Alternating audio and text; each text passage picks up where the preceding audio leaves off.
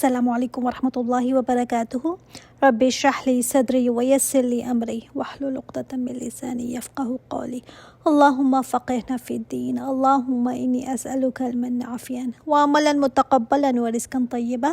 اچھا، last time میں نے آپ کو بتایا تھا کہ بہت سارے منافقین شروع میں جب انہوں نے اسلام قبول کیا تھا تو بڑے اچھے طریقے سے قبول کیا، چونکہ ان کو سمجھ نہیں تھی نا کہ اسلام کیا کہتا ہے ہم سے، کہیں اللہ کا حکم آئے گا یہ کرنا ہے، کہیں آئے گا نہیں کرنا، تو ان احکامات پر یہ عمل نہیں کرنا چاہتے تھے کیونکہ ان کو اس میں بڑا دنیا کا نقصان نظر آتا تھا۔ تو ان کا طریقہ کیا ہوتا تھا کہ احکامات سن کر ان کے قدم ڈگمگانے لگتے تھے، آ کر جھوٹے بہانے کرنے لگتے تھے۔ یہ پہلا سٹیج ہے جب نفاق شروع ہو جاتا ہے، جب انسان بجائے کہ غلطی اپنی مان لے بہانے تلاش کرے، جھوٹ کھڑے، جیسے وہ کیا کرتے تھے۔ کیا کریں، ہمارے گھر کھلے ہیں، ہمارے بچے ہیں، ہم کیا کریں، ہم سب کو چھوڑ کر کیسے چلے جائیں، یہ ہو گیا وہ ہو گیا۔ اب یہ سٹارٹ ہے، اس کے بعد دیکھیں ہر دفعہ تو بہانے نہیں چل سکتے نا۔ اب آہستہ آہستہ ان کو احساس ہوا کہ ہر دفعہ یہی بہانہ کریں گے تو لوگ ہنسیں گے۔ اس کے بعد کیا، یہ قسمیں کھاتے تھے۔ اب یہ سیکنڈ سٹیج آ گئی نفاق کی۔ اللہ گواہ ہے، میں قسم کھاتا ہوں، اللہ کی قسم بالکل سچ کہہ رہا ہوں، میری یہ مجبوری تھی، یہ ہو گیا تھا، قسمیں کھا کھا کر بتاتے تھے کہ میں سچا ہوں۔ یہ ہے سیکنڈ سٹیج۔ اب اس میں انسان اپنے ضمیر کو سلاتا رہتا ہے، ابھی قسم کھا لو، بعد میں توبہ کر لینا، عزت تو بچ جائے گی نا، لوگ تو کم از کم تم پہ نہیں ہنسیں گے۔ اب یہ تھرڈ سٹیج جو سٹارٹ ہوتی ہے نا نفاق کی، وہ کیا ہوتی ہے کہ پکے سچے ایمان والے برے لگنے لگتے ہیں کہ یہ آگے بڑھ بڑھ کر ہمیں دکھاتے ہیں، یہ عمل کرتے ہیں، بڑے سچے بنے پھرتے ہیں، ان کی وجہ سے ہم بھی مصیبت میں پڑتے ہیں۔ اگر آپ صلی اللہ علیہ وآلہ وسلم کے زمانے میں فوراً جنگ میں نکلنے کا حکم آتا تھا نا، تو کچھ لوگ فوراً اٹھ کھڑے ہوتے تھے، نہ جان کی پرواہ، نہ مال کی پرواہ، نہ گھر والوں کی پرواہ، بس نکل کھڑے ہوتے تھے آپ صلی اللہ علیہ وآلہ وسلم کی ایک آواز پر۔ تو جو لوگ بیٹھے رہیں گے تو ایک آبویس ہو جائے گا نا، نمایاں ہو جائے گا، پتہ چل جائے گا کہ یہ بزدل ہے، سچے ایمان والے یہ نہیں ہے۔ تو وہ کہتے تھے ان کی وجہ سے ہم مصیبت میں پڑتے ہیں، یہ بس آگے بڑھ بڑھ کر نا ہمیں مصیبت میں ڈالتے ہیں۔ پھر اس کے بعد نبی علیہ الصلاۃ والسلام یا جو لیڈر ہوتا تھا وہ بھی برا لگنے لگتا ہے، اس کی وجہ سے ہم پھنستے ہیں، ان کی وجہ سے۔ تو ایک پروسیس ہے، یہ ایسے نہیں ہے کہ اوور نائٹ انسان منافقت کے لیول پر پہنچ جائے، نہیں، اس میں پہلے ایمان کم ہونے لگتا ہے، انسان پیچھے جا جا کر گرتا ہے۔ اور ایمان گھٹتا کیسے؟ جب انسان نا گناہوں میں پڑتا ہے، غافلوں کی مجلسوں میں جا جا کر بیٹھتا ہے۔ اسی طرح ایمان بھی بڑھتا ہے نیکوں کی مجلسوں میں بیٹھنے سے، قرآن سے۔ سورہ الحج میں آیا ہے نا کہ اللہ تعالیٰ نے فرمایا ہے کہ کچھ لوگ ایسے ہیں جو کنارے کنارے پر رہ کر اللہ کی عبادت کرتے ہیں، کنارے کنارے پر۔ منافقین بھی ایسے ہی ہیں نا، کنارے کنارے پر رہتے ہیں۔ کیوں؟ کیونکہ اگر ان کو کوئی خیر مل رہی ہے تو مطمئن رہتے ہیں، کہیں آزمائش اگر آ جائے اور کوئی فتنہ آ جائے اسلام پر، کوئی تکلیف آ جائے تو منہ کے بل جا کر گرتے ہیں یہ۔ یعنی جب تک سب کچھ اچھا چل رہا ہے، سب ٹھیک چل رہا ہے، تب تک ٹھیک ہے، کوئی پرابلم نہیں ہے۔ لیکن جب کوئی ڈیمانڈ آ جائے دین کی طرف سے، کوئی قربانی دینی پڑ جائے، کسی چیز میں انسان کو اپنا نقصان نظر آنے لگ جائے، ہاں یہ کروں گی تو میری جاب چلی جائے گی، یہ کروں گی تو مجھے یہ نقصان ہو جائے گا، یہ کروں گی تو لوگوں میں عجیب سی نظر آؤں گی، تب ہوتا ہے نا امتحان۔ جب تک کوئی ڈیمانڈ نہیں، کچھ نہیں، تب تک تو سبھی ٹھیک ہے۔ پتہ ہی تب چلتا ہے نا جب ایسے حالات پیدا ہو جائیں جس میں آپ کو کچھ نہ کچھ سیکریفائس کرنا پڑے۔ اس زمانے میں جنگیں ہوا کرتی تھی، مال لگانے کی بات ہوا کرتی تھی، کہیں سے حملے ہونے کا ہوتا تھا، کہیں حکم تھا کہ یہ حرام ہے، اس کو چھوڑنا ہے۔ یہ اس وقت کی چیزیں تھیں۔ تو اس وقت میں وہ لوگ جو اپنا تن من دھن سب آگے کر دیتے تھے کہ ہم نے کلمہ پڑھ لیا، اب ہمارا جینا مرنا یہی ہے، کوئی پرواہ نہیں تھی ان کو اپنی جان کی، اپنی مال کی۔ اسلام کے اوپر مصیبتیں آئیں تب بھی ہم مسلمان ہیں، اچھے دن آئے تب بھی ہم مسلمان ہیں، سب کچھ لٹ جائے تب بھی مسلمان ہیں، اور فتوحات ملے تب بھی مسلمان ہیں۔ لیکن منافقین ایسے نہیں تھے، وہ آلویز اپنا ایک راستہ رکھتا ہے کہ کیا پتہ کیا ہوتا ہے، کل کو کوئی مصیبت آ جائے مسلمانوں پر تو دوسری طرف بھی بنا کر ذرا رکھو نا، دیکھتے ہیں اونٹ کس کروٹ بیٹھتا ہے۔ کل کو کوئی مصیبت آ گئی تو ساری اپنی کشتیاں نہیں جلانی چاہیے، ایسے ہی رہو بھائی، سائڈ سائڈ پہ رہو، اتنا بھی اندر گھسنے کی کیا ضرورت ہے۔ اب جو سائڈ پر رہے گا اس کے لیے تو بارڈر کراس کرنا بڑا ہی آسان ہے، ایک چھلنگ لگائے گا تو دوسری طرف ہے۔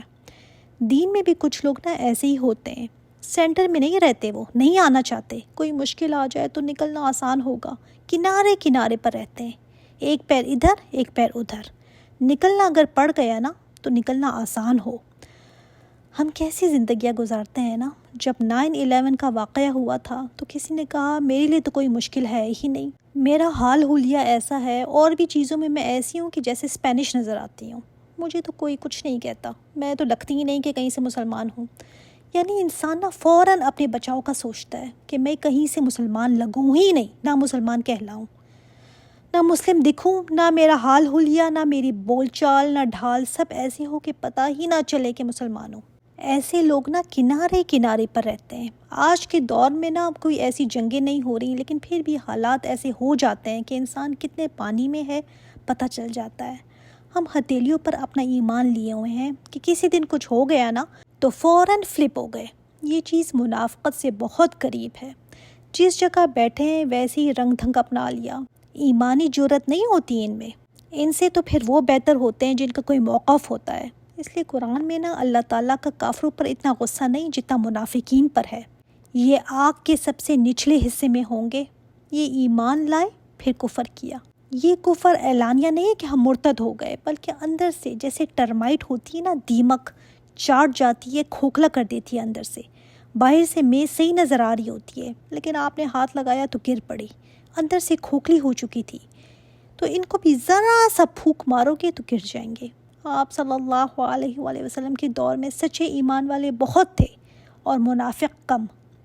جیسے جیسے وقت بڑھتا گیا نا، منافقت زیادہ ہوتی گئی اور ایمان کم۔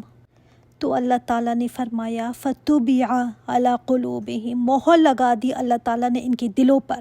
اور قرآن میں کس کے بارے میں آتا ہے کہ دلوں پر مہر لگا دی؟ سورہ البقرہ میں آتا ہے نا، کافروں کے دلوں پر۔ اور یہاں پر منافقین کے بارے میں آ رہا ہے کہ اللہ تعالیٰ نے ان کے دلوں پر مہر لگا دی۔ اس کا مطلب ہے اللہ تعالیٰ کے ہاں کافر اور منافق یہ نہیں ہے کہ اس نے تو زبان سے کلمہ پڑھا تھا تو اس کی جو ویلیو ہے وہ اوپر ہو گئی، نہیں، یہ بھی کافروں کے ساتھ ہی ہے، انجام میں دونوں ہی آگ میں ہوں گے۔ حالانکہ یہ نمازیں پڑھتے تھے، روزے رکھتے تھے، آپ صلی اللہ علیہ وآلہ وسلم کی مجلس میں بیٹھا کرتے تھے، اور آج بھی منافقت ہے، حالانکہ مسلمان کہلاتے ہیں لوگ پھر بھی۔ اور جب دلوں پر مہر اللہ تعالیٰ نے لگا دی نا تو کوئی خیر پھر اندر جا ہی نہیں سکتی۔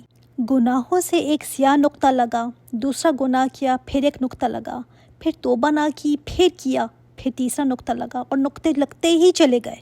حدیث میں آتا ہے نا کہ پھر پورا دل سیاہ ہو جاتا ہے، تبھی پھر اندر کوئی چیز داخل نہیں ہوتی، پھر اسلام کے احکامات برے لگتے ہیں، میخیں نکالتے ہیں اس پر۔ میں نے آپ کو بتایا تھا نا کہ اس دن کچھ لوگ ہوں گے اس کے مطابق قیامت میں ان کو نور ملے گا۔ کسی کو اتنا چھوٹا سا ٹمٹماتا ہوا، کسی کو پہاڑوں جتنا نور ملے گا، اور کسی کو ملے گا ہی نہیں۔